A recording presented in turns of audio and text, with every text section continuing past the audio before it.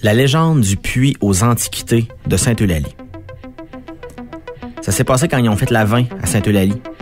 Avant, la route qui passait sur le bord du village s'appelait la Neuf. C'était une route à une voie. Pas deux voies qui se croisent dans des directions différentes, là. Une voie. Fallait que les deux voitures passent sur l'accotement quand il y en avait qui se croisaient. Fait qu'un jour, il a été décidé qu'une nouvelle route était nécessaire, tu sais, il y avait l'Expo 67 qui s'en venait, fait que les travaux ont commencé avec la grosse machinerie là, pour que la route soit ouverte à temps pour les touristes. En creusant dans un fossé, les gars ils ont découvert un puits, bien spécial. C'était un trou qui semblait super creux, comme s'il avait été placé là il y a longtemps. Fait que par curiosité, ils ont décidé de l'explorer.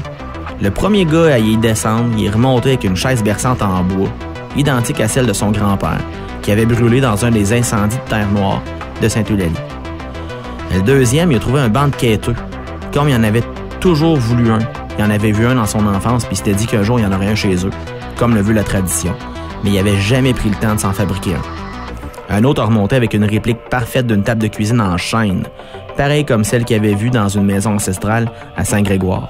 Puis un quatrième qui a remonté une commode, style Nouvelle-Angleterre, qui ressemblait à s'y méprendre à celle qu'il avait vue dans les auberges de Boston, quand il allait vendre des légumes aux States avec son père dans son enfance.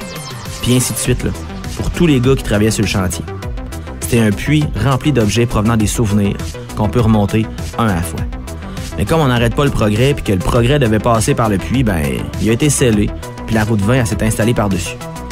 Mais les gens de Sainte-Eulalie, ils avaient flairé la bonne affaire. Ils ont creusé un tunnel, en secret, pour se rendre au puits. Ils ont fait ça pendant les travaux d'asphaltage. Ça faisait beaucoup de poussière sur l'autoroute 20, mais ça passait pour de la protestation de citoyens qui voulaient qu'on asphalte leur rang tant qu'à avoir la machinerie.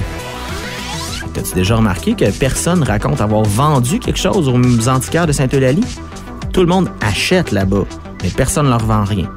Ils n'ont pas besoin d'acheter, parce qu'ils s'approvisionnent depuis des années dans le puits aux Antiquités.